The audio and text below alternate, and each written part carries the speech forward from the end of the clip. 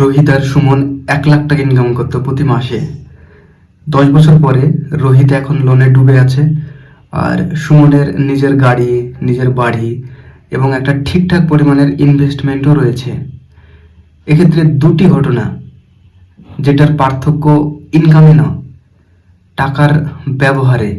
গরিব এবং middle class মানুষরা তার আগে ইনকাম করে, ইনকামের টাকা হাতে পায় এবং সেটা খরচ করে।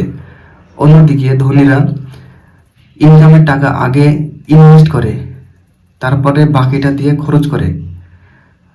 ধনীরা কখনোই তাদের টাকা লাইবিলিটি কিনে নষ্ট করে না, অর্থাৎ তারা দামি ফোন, দামি গাড়ি, এগুলোতে তাদের টাকা নষ্ট করে না।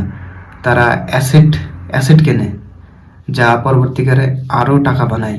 ধনীরা টাকাকে কাজে লাগায়, তারা ঘুমালেও তাদের টাকা জেগে থাকে এবং কাজ করে। আপনি এখন লাইবিলিটি কিনছেন না অ্যাসেট বিল্ড করছেন, কমেন্টে জানান।